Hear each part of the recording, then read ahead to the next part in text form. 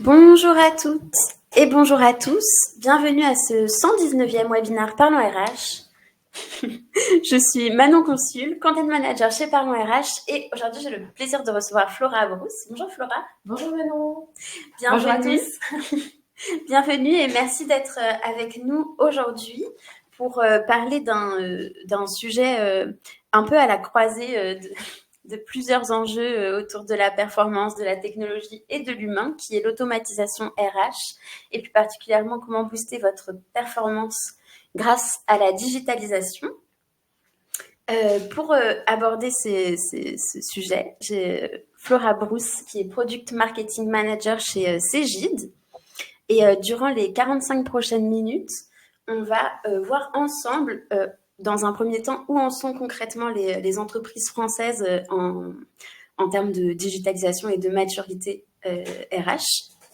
Ensuite, on verra quels sont les apports et les bénéfices concrets de la digitalisation pour les entreprises. Et dans un troisième temps, on verra comment faire. Donc, au programme de ce webinaire, des cas concrets, des outils pratiques, des retours d'expérience et également des temps de questions-réponses pour lever toutes vos interrogations. À ce sujet, je vous invite à utiliser les outils d'interaction qui se trouvent à votre disposition. Le chat, je vois que vous avez déjà commencé à l'utiliser pour nous dire bonjour. Donc, bonjour Lucie, bonjour Liselotte, bonjour Guillaume, bienvenue.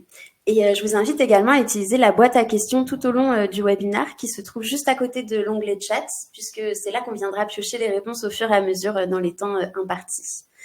Je crois que j'ai fait le tour pour les modalités et pour le sommaire. Donc, Flora, sans plus attendre, est-ce que tu peux te présenter et puis présenter Cegid également? Oui, bien sûr.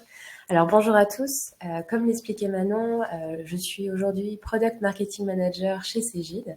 Aujourd'hui, ça fait plus de 6 ans maintenant que j'accompagne nos clients sur la digitalisation, mais aussi l'optimisation de leur processus RH. Voilà, je suis spécialiste plutôt dans la partie gestion des talents.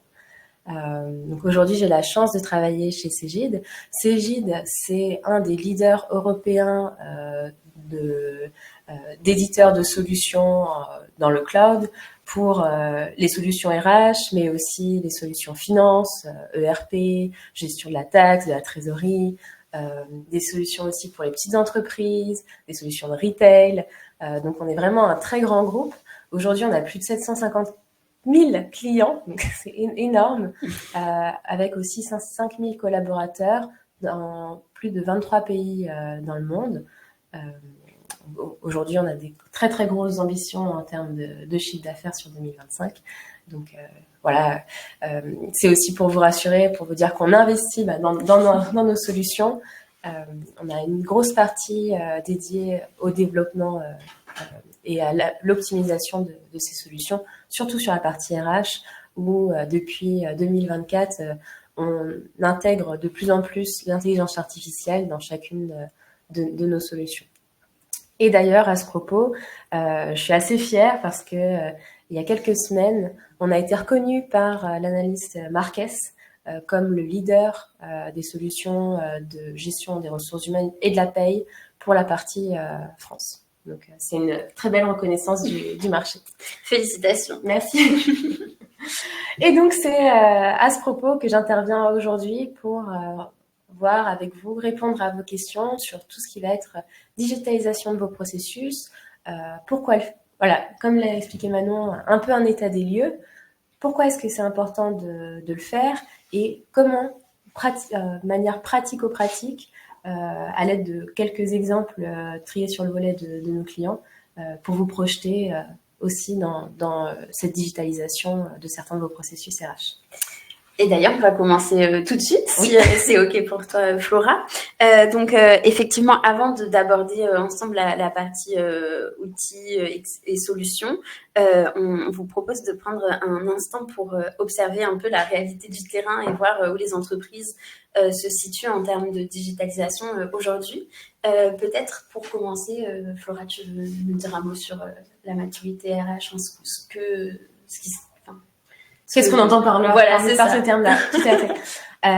Quand on parle de digitalisation des processus RH, en fait, qu'est-ce qu'on entend par là?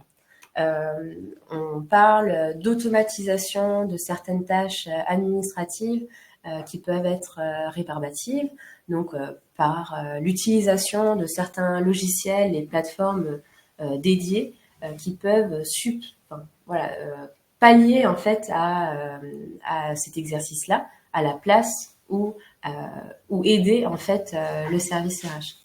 On peut parler aussi de la digitalisation de certains documents, comme les contrats de travail, les informations liées aux collaborateurs, parcours de formation, etc. Et on peut aussi parler d'utilisation de SIRH, donc de solutions qui sont vraiment dédiées au travail des RH.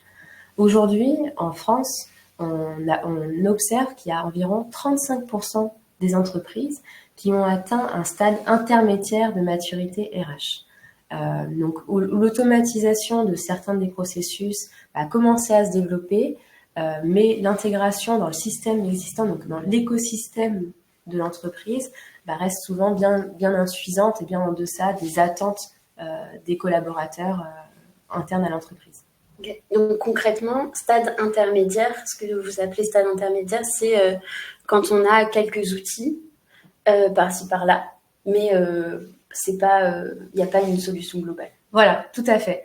En fait, l'entreprise a commencé à peut-être digitaliser un processus, donc par exemple le recrutement ou la formation ou la gestion des collaborateurs, mais pas totalement tous les processus, tous les métiers en fait liés aux ressources humaines dans l'ensemble de l'entreprise. Okay. Merci Flora. Et alors, ce qui est intéressant, c'est que ce chiffre que tu présentes de 35%, c'est pas un chiffre pris au hasard. Il est tiré d'une étude que vous avez fait récemment et qui vise justement à comprendre, à mieux décrire la maturité, les différents stades de maturité RH au sein des entreprises. Et peut-être que certains d'entre vous s'en souviennent et étaient présents, mais il y a quelques semaines de ça, j'avais eu le plaisir de recevoir Myriam Etier, qui travaille aussi chez Cégide avec Flora, pour parler du premier stade de maturité, donc qui est le stade de maturité statique, avec très peu de digitalisation encore, qu'on va... Voilà. Merci beaucoup maintenant d'avoir introduit le sujet. Donc, il y a un an de ça, on a fait,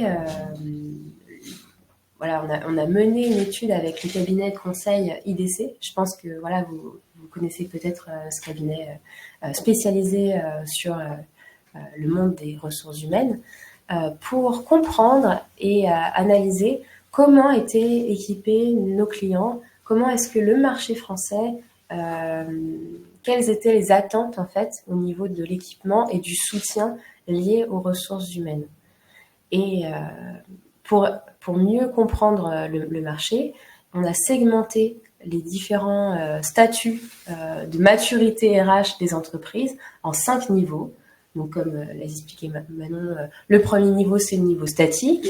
C'est là, en fait, où l'entreprise, elle n'est pas forcément dans le besoin de digitaliser ses processus RH.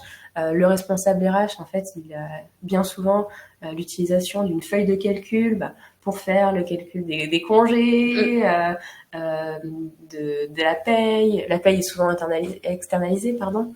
Donc, en fait, il y a très peu d'automatisation. Il y a ces processus, la fabrication de reports, l'analyse des données, elle n'est pas du tout automatique et simple à effectuer. Donc, c'est très compliqué pour ces types d'entreprises dites statiques, finalement, de s'améliorer et de faire des choses dans l'urgence et agile. Voilà. Ensuite, on a le statut incrémental. Donc là, il y a un peu plus d'automatisation. Le statut progressif, donc c'est celui que je vous présentais. Puis, on a les statuts un peu intermédiaires et experts, dit breakthrough, où là, en fait, l'entreprise a complètement automatisé ses processus RH. Il y a beaucoup de collaboration entre les équipes, le manager est souvent leader et le RH de proximité, en fait, les tâches des ressources humaines sont un peu écoulées sur les managers et ils collaborent vraiment dans la prise de décision. Les rapports sont automatisés. On voit même des entreprises qui ont commencé à utiliser des technologies avancées telles que l'intelligence artificielle, la BI. Et en fait, tout ça, toutes les solutions autour des ressources humaines sont complètement intégrées dans leur écosystème de travail avec des ponts, des API, avec des outils de travail qu'on connaît tous comme Teams, Power BI, en fait, vraiment intégrés dans les outils des employés, des collaborateurs. Voilà. Mais on voit bien que ce type d'entreprise, ce niveau de maturité est encore très peu atteint. Tout à fait. C'est ce qu'on a compris avec cette étude. Aujourd'hui, même pas 10% des entreprises en France sont à ce stade de maturité RH. Alors que ces chiffres, ça serait si intéressant que je vous partage les chiffres pour juste le Canada et l'Amérique du Nord, où on voit qu'il y a quand même une maturité sur certains processus RH qui sont bien plus évolués que dans nos pays européens. Merci Flora. Alors, dans quelques minutes, on va passer à la deuxième partie. On va justement vous expliquer quels sont les bénéfices pour les entreprises, pour les services RH de digitaliser ces processus. En attendant, on va prendre quelques questions. Donc, si vous en avez, je vous invite à poser vos questions dans la boîte à questions qui se trouve juste à côté de l'onglet chat. En bas de votre écran. Alors, pour l'instant, on a 2 questions. La première vient de Brigitte. En fait, tout à l'heure, quand on parlait justement de ce stade de maturité intermédiaire, oui. On disait que il y a certains process qui sont digitalisés, tandis que d'autres, non. Brigitte se demande quels domaines sont les moins digitalisés. Est-ce que tu as des exemples? Il y a des tendances qui ressortent. Des exemples concrets, oui. Alors, à contrario, les plus digitalisés, ça va être tout ce qui va toucher à la formation, au recrutement. Et c'est vrai que sur la partie gestion des talents, on remarque que finalement, tout ce qui va toucher la revue de salaire, ce qui peut être surprenant parce qu'en fait, c'est là où on va avoir besoin énormément de données à un instant T. Mais c'est vrai que revue des salaires et revue des talents, donc la gestion de la compétence et du positionnement des collaborateurs dans leur développement, tout ça, ça a encore très peu digitalisé chez nos clients. Merci beaucoup. Je sais pas si j'ai répondu. Je pense que si. Merci Brigitte pour la question. On a une autre question de Valérie qui nous demande: bonjour mesdames, bonjour Valérie. Merci pour ce webinaire. Il s'agit d'une étude sur combien de réponses? Pour l'étude d'INESSE, c'était environ sur 300 responsables RH qu'on a mené cette étude. Voilà. Il y a 300 responsables RH qui ont été interrogés. En France? En France, oui. Voilà. De toute façon, si l'étude vous intéresse, vous aurez potentiellement le plaisir de pouvoir y accéder à la fin du webinaire.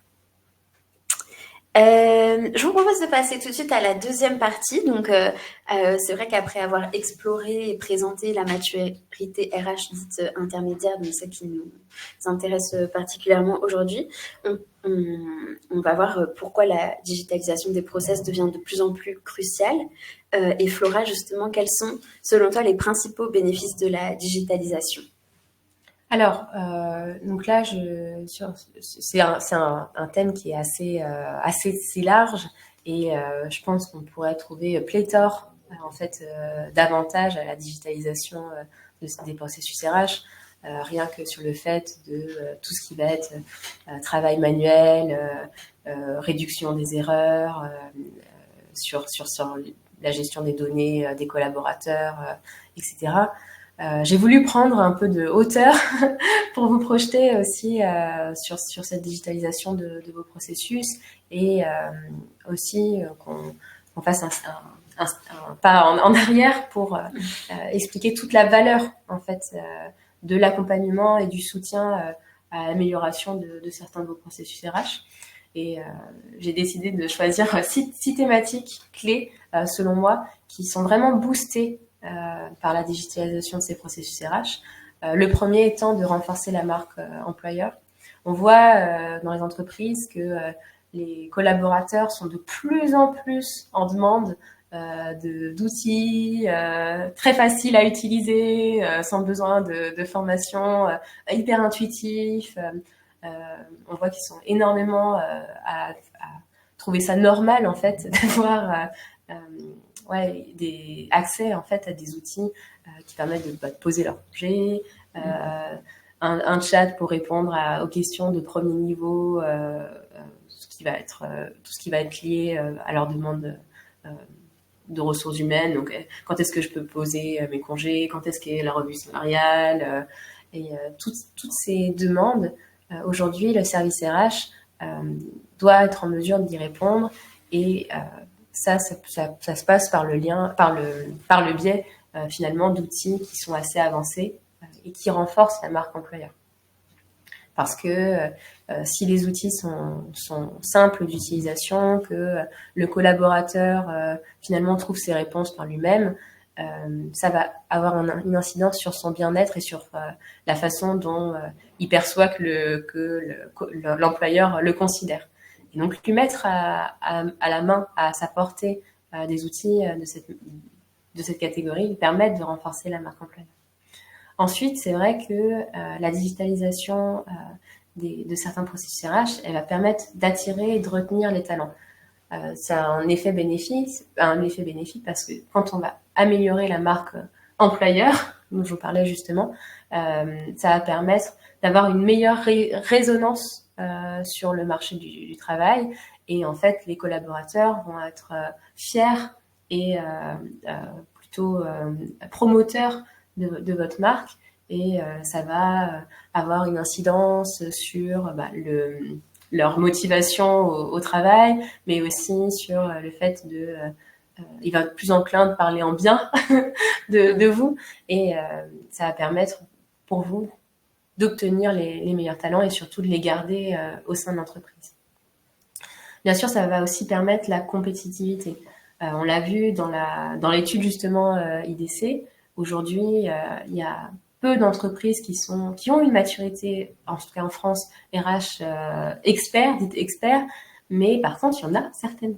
Et en fait, ces entreprises-là, elles vont être beaucoup plus en mesure de détecter les collaborateurs à fort potentiel et de faire en sorte de les garder au sein de l'entreprise. Et du coup, ça va améliorer leur compétitivité forcément sur le marché par rapport à certaines autres entreprises. Bien sûr, la digitalisation des processus RH, ça va permettre aussi un levier pour accompagner la croissance de l'entreprise. On a tellement l'expérience de nos clients qui, en fait, ont une croissance exponentielle, par exemple parce que leur business fonctionne bien, mais aussi parce que ils font l'acquisition d'autres sociétés. Et là, du coup, c'est vraiment le branle-bas le combat pour le service RH qui est en fait visé dans les aux premières loges, parce qu'il doit accompagner cette croissance. Avec des nouveaux collaborateurs ou alors avec des réorganisations. Et en fait, le fait d'avoir des outils qui sont dédiés à ça, à cette croissance, ça va leur permettre d'être beaucoup plus réactifs et de finalement être en mesure de répondre à ces besoins à l'instant T. Bien sûr, ça va favoriser l'automatisation de certains processus RH et leur digitalisation. Ça va favoriser l'engagement des collaborateurs. Il y a beaucoup de solutions aujourd'hui sur la gestion des talents qui existent sur le marché, qui permettent de comprendre comment est-ce que le collaborateur se sent, comment est-ce que son expérience de travail est bonne ou moins bonne, et aussi comprendre tous les leviers qui vont permettre d'améliorer cette expérience de travail pour favoriser son engagement. Et c'est assez bluffant parce qu'en fait, parfois les entreprises, elles ont des croyances comme nous tous et ils se rendent pas compte que s'il y a certaines petites choses qui sont assez faciles à mettre en place, qui permettent de favoriser l'engagement des collaborateurs. Et souvent, on pense que c'est de simples d'études, surveys, questionnaires qu'on lance comme ça auprès des collaborateurs, mais pas du tout. Par exemple, il y a des solutions qui permettent de comprendre un peu la psychologie des collaborateurs, et c'est assez intéressant de mettre en place ce type de solutions pour justement avoir ces petits leviers qui favorisent l'engagement et qui ont un énorme pouvoir et effet sur votre entreprise et le bien-être des collaborateurs. Et enfin, ce que je voulais aussi mettre en avant, c'est que ça favorise l'agilité. On l'a vu aujourd'hui avec l'émergence de l'intelligence artificielle. Il y a beaucoup de travail qui sont changés. Bon, par exemple, au marketing avec Manon, je pense qu'on le voit, on le voit. Et ça, en fait, ça engendre de nouvelles compétences qu'on doit, en tant que collaborateur, acquérir. Et pour l'entreprise, c'est parfois difficile de comprendre ces compétences, les compétences dont elle va avoir besoin à l'avenir. Ouais. Et justement, le fait de digitaliser, d'avoir toutes les données importantes liées au job, liées à la formation, liées au recrutement, toutes les données importantes liées à ces processus RH sur une même plateforme, mais accessible en un instant, ça va permettre cette agilité et de mieux comprendre surtout les besoins pour répondre aux besoins futurs de l'entreprise. Voilà. J'espère que j'étais assez claire. C'est vraiment pour vous donner le vernis de pourquoi est-ce que c'est important et pourquoi est-ce qu'il faut commencer quand même à réfléchir à la digitalisation de certains pans de vos processus des ressources humaines. Merci Flora. Je pense que c'était clair. De toute façon, si ça n'était pas suffisamment, on va prendre quelques questions dans une minute ou deux. Donc, ce sera l'occasion d'éclaircir certains points si besoin. Avant, j'ai deux petites questions pour toi.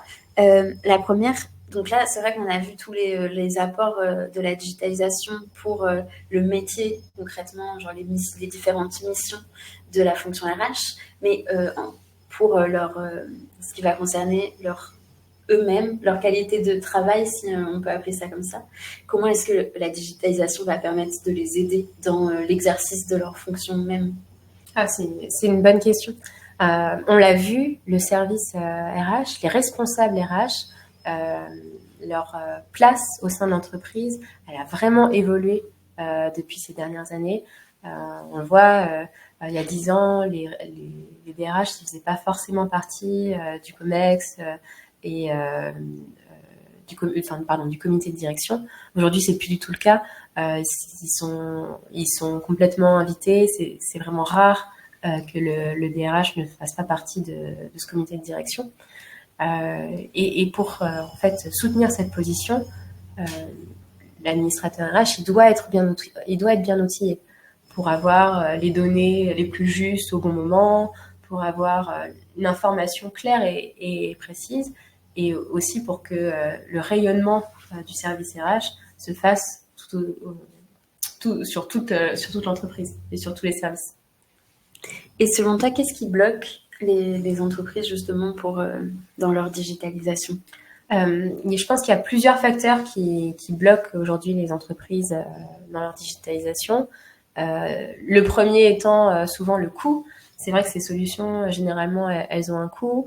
Il faut être en mesure de pouvoir le défendre, de pouvoir expliquer à son comité de direction. Aujourd'hui, les collaborateurs, ils ont besoin un catalogue de formation digitale ou ils ont besoin d'avoir une application pour faire les demandes de congés ou d'avoir un chatbot qui permet de répondre aux questions niveau 1 liées aux ressources humaines.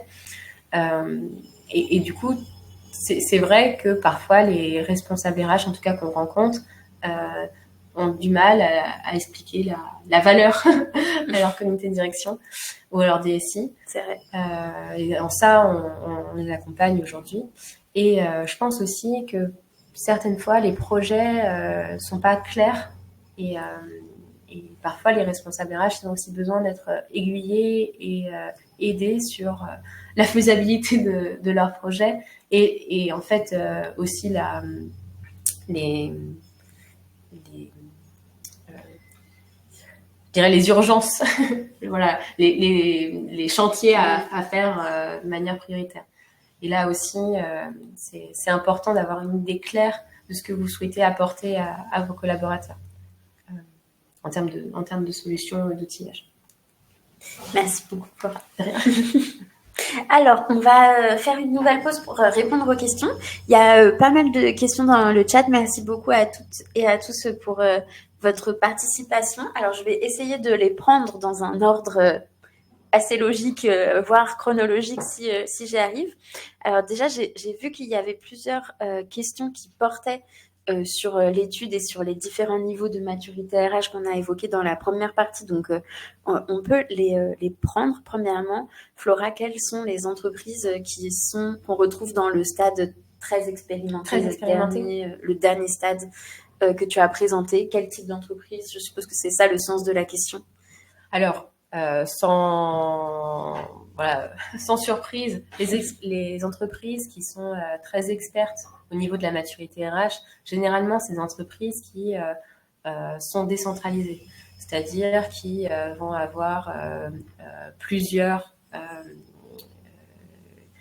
centres de prise de décision et qui ont besoin finalement d'outils pour que les données soient les plus partagées et les plus accessibles en un temps presque instantané. Donc on va dire que ces entreprises-là, généralement, elles sont très très bien outillées en termes de solutions RH. Donc généralement, c'est des très grosses entreprises, les entreprises du CAC 40 par exemple. Et justement, si ça vous intéresse en détail, dans l'étude, il y a des typologies d'entreprises avec des exemples concrets. Je suis pas sûre que j'ai le droit de les citer là. Donc, je vous invite à lire l'étude et les résultats. Merci Flora. Autre question toujours sur ces différents niveaux de maturité. Si on est dans l'optique d'installer un SIRH, où se situe-t-on par rapport à l'échelle entre statique et très expert? Enfin, à quel niveau de maturité RH l'entreprise pourrait appartenir? D'accord. Alors ça dépend quelle est la maturité de ce projet. Si vous avez déjà commencé à remplir un cahier des charges et que votre cahier des charges se porte vraiment que sur un processus,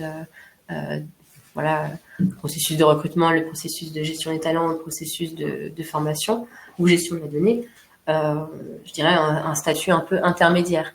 Alors bien sûr, ça dépend de vos outils utilisés en interne. Est-ce que vous avez déjà des process qui sont automatisés peut-être avec des outils internes? Ça va dépendre de tout ça aussi. Merci. Et merci pour la question. Alors, comment automatiser les processus qui sont déjà digitalisés? Parfois, certains systèmes sont mis en place mais ne sont pas automatisés. Alors, il y a un exemple, par exemple, aujourd'hui en 2025, avec les innovations actuelles, notamment sur la partie gestion des talents ou gestion de carrière, que peut-on automatiser exactement et comment? Alors, je parle pour mon expérience. Généralement, ce qu'on met en place, c'est des workflows, donc des systèmes de validation. Donc, par exemple, avec des niveaux de statut. Donc, je vais avoir mon manager qui valide, je sais pas, la demande d'ouverture de poste, ou plutôt l'administrateur RH qui va accepter cette demande. Donc, c'est vraiment un système de workflow qu'on met en place et qui fait cette automatisation liée en fait à des rôles dans l'entreprise. Donc il y a voilà, il y a ce moyen-là. Ensuite, ce qu'on propose aussi, c'est en gérant des référentiels. Donc, par exemple, là, l'exemple, c'était sur la gestion des talents et la gestion de carrière. Du coup, ce que je peux voir aussi dans les solutions concurrentes et ce qu'on propose, c'est la gestion de référentiels comme la gestion de référentiels des compétences. C'est au moyen de ce référentiel de compétences qui va faire en fait le cercle vertueux de la compétence au sein des différents processus RH dans l'entreprise. Le responsable RH va avoir une liste de compétences liées à un poste. C'est ces compétences-là qui vont être qu'on va retrouver avec les poids dans les demandes, dans la demande si on cherche un recrutement lié à ce poste. Et en fait, c'est ça qui va faire l'automatisation et jusqu'à en fait la gestion automatique lié au référentiel de compétences. Donc vous avez les workflows, les référentiels et l'intelligence artificielle qui aussi amène une certaine automatisation. Par exemple, avec des chatbots ou avec des recherches intelligentes qu'on peut mettre sur certains processus RH qui vont permettre aux collaborateurs d'être autonomes et de faire des choses automatiques par lui-même. Voilà. Il peut y avoir aussi des systèmes de ticketing. Je réfléchis un peu avec tout ce qui est proposé par le marché automatiquement. Mais il faudrait aussi voir plus en détail le sujet de votre question. Quel outil Oui, vas-y. En fait, c'est en rebond avec plus ce que tu disais, donc on peut effectivement prendre cette question. Est-ce que tu connais des outils qui permettent d'automatiser un workflow? Oui. Est-ce que je dois les citer? Oui, tu peux, je pense. À moins que ce soit...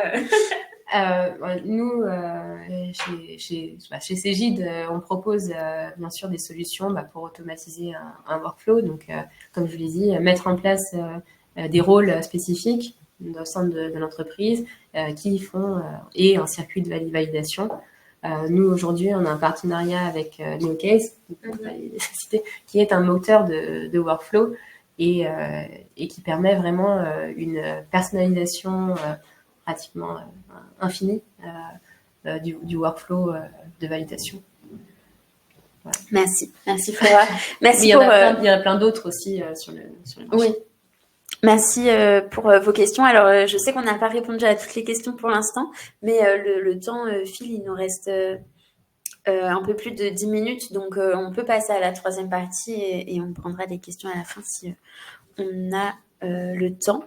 Mais je pense que certains d'entre vous auront leur réponse grâce à cette troisième partie. Donc, l'idée, c'est à présent de passer un petit peu de la réflexion à l'action et de voir ensemble les solutions qui sont possibles. Donc, Flora, je te laisse nous dire comment, justement, on peut optimiser la digitalisation des process. Ce qu'on voulait aussi vous montrer avec Manon dans ce webinaire, c'est quelle incidence concrète ça allait avoir sur vos outils aujourd'hui, sur votre travail. Donc, en fait, l'optimisation, la digitalisation des processus RH, ça va permettre l'optimisation des processus RH parce que vous allez pouvoir vous inspirer de bonnes pratiques RH des autres entreprises, de bonnes pratiques métiers aussi, d'experts du marché qui, en fait, font ça pratiquement tous les jours. Donc, répondre à des problématiques peut-être de manière plus intelligente, même si c'est peut-être pas le mot, smart, comme on dit en anglais, pour peut-être résoudre un problème que vous avez en interne assez simplement finalement, en prenant la bonne décision directement plutôt que de vous laisser faire des erreurs et apprendre et ajuster là tout de suite en mettant en place une digitalisation ou un outil dédié vous allez bénéficier en fait de toutes ces bonnes pratiques et faire le moins d'erreurs possible dans votre projet d'optimisation de ces processus. Bien sûr, souvent, ces solutions, elles permettent une intégration complète à votre écosystème. Généralement, dans la digitalisation de certains processus RH, il y a des API qui sont mis en place pour échanger de manière automatique les données de vos outils internes. Donc, par exemple, le système de paye avec la revue salariale, le recrutement avec votre core HR, tout ça, ça va vous permettre en fait de faire le moins d'erreurs possible et surtout de mettre à la main des équipes assez simplement des outils qui vont être assez intuitifs d'utilisation. Donc ça, c'est quand même un énorme point. Bien sûr, il y a tout ce qui va être reporting et suivi de la performance. Ça aussi, c'est un point qui est important. La digitalisation de certains de vos processus RH, ça va permettre de partager les données liées aux différents processus RH que vous avez mis en place à l'entreprise et finalement de les permettre de travailler ces données sur un même point et de rendre automatique certains rapports sur les performances de certains processus, sur la performance de recrutement, sur la performance liée à la formation, sur la performance liée aux collaborateurs, et ça va vous aider à prendre des décisions qui sont éclairées. Et bien sûr, le gros avantage de mettre en place ces solutions, c'est de vous enlever tout le stress lié à la conformité et la sécurité. Généralement, ces solutions et la digitalisation, enfin quand on fait des projets de digitalisation des processus RH, on garde en tête de respecter les obligations légales et la sécurisation des données. Par exemple, tout ce qui va être RGPD, conformité avec les réglementations européennes, tout ce qui va être les données très sensibles liées aux collaborateurs, les données de salaire, tout ça, vous avez quand même une garantie de leur protection. Voilà. Et donc, un peu pour conclure. Oui, et pour conclure, en fait, pour chacun en fait des processus dont on a parlé, donc par exemple pour le core RH, la digitalisation de l'administration des données des collaborateurs, ça va avoir plein d'effets positifs. Ça va vous permettre en fait d'avoir un benchmark des collaborateurs assez simple à simplifier, avec des reports qui sont faits de manière automatique. Ça va aussi, dans certains cas, vous permettre de mettre en place des self-service. Donc, les collaborateurs vont être complètement autonomes dans la mise à jour de certaines parties de leur information. Par exemple, les événements marquants, comme, je sais pas, un mariage ou un déménagement. Et du coup, ça va éviter des envois d'emails qu'on perd, qu'on n'a pas traités. Là, c'est automatique. Et donc, vous avez les dernières informations sur les collaborateurs en temps voulu grâce à cette solution. Sur la partie gestion des talents, comme on l'a parlé, ça a aussi plein d'avantages. Pour en citer quelques-uns, ça permet, par exemple, une revue des talents et une révision salariale simplifiée. Les managers, ils peuvent utiliser des outils digitaux pour évaluer les performances et ajuster les salaires en s'assurant de la transparence et plus d'équité au niveau des équipes. On a vu que là, récemment, une loi est passée justement pour amener plus de transparence liée au salaire. La digitalisation des processus RH, ça va vous permettre en fait de répondre à ces besoins de manière plus facile ouais. Et sans vous prendre la tête. Voilà, c'est surtout ça. Pour le dire concrètement. Sur la partie gestion des talents, il y a aussi tout ce qui va être gestion des entretiens digitales. C'est ce qu'on voit de plus en plus sur le marché. généralement, la partie, le moment de l'année, la saisonnalité des entretiens, c'est toujours une saisonnalité compliquée pour les responsables RH. S'assurer que les collaborateurs ont bien rempli leur entretien de manière claire, que les managers se soient bien acquittés de cette tâche. Tout ça, c'est souvent une prise de tête et aussi très chronophage pour les responsables RH parce que c'est généralement des relances sans fin, des mails qui sont échangés, parfois des menaces pour s'assurer que les campagnes sont bien menées à terme. La digitalisation des entretiens, ça permet en un instant au responsable RH de savoir où il en est dans sa campagne, savoir quel est le taux de complétion, s'assurer que les échanges respectent en fait les besoins de l'entreprise. Donc c'est assez intéressant. Je m'active. Sur la partie formation, on se rend compte qu'en fait la digitalisation RH, ça permet une personnalisation de la formation, du parcours de formation, parce que comme les données sont rassemblées en un même lieu, on a toutes les informations pour s'assurer qu'on a identifié les bons besoins de formation, que les parcours sont bien adaptés au job, mais aussi à l'expertise du collaborateur.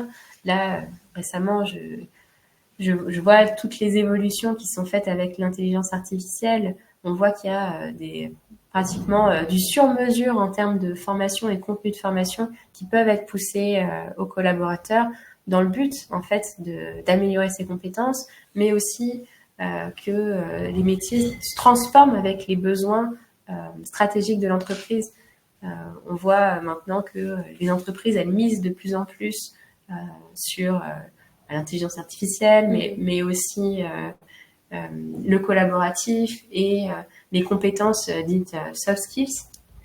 Donc ça, c'est d'autant plus important pour les entreprises de s'assurer qu'elles mettent bien en place des parcours de formation adaptés. Et on voit que plus la formation est personnalisée, plus en fait les collaborateurs ont envie et vont jusqu'au bout de leur parcours de formation, et la formation est efficace.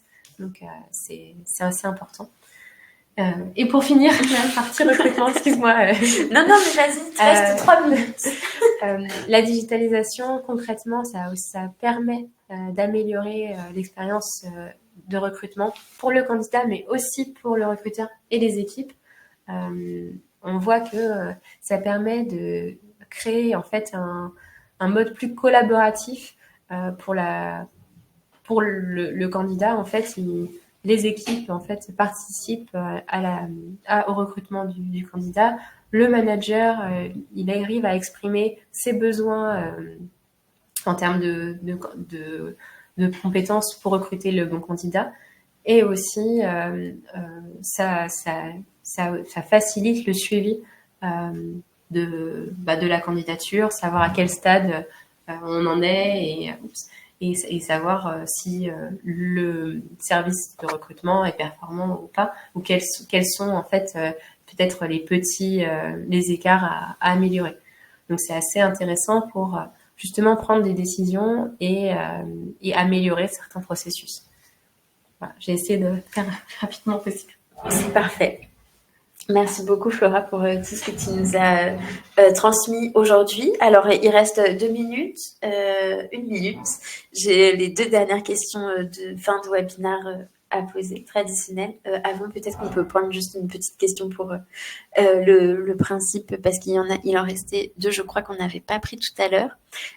Selon vous, dans les entreprises, la digitalisation des compétences ou de gestion des talents apporte quelle valeur ajoutée aux managers et aux salariés?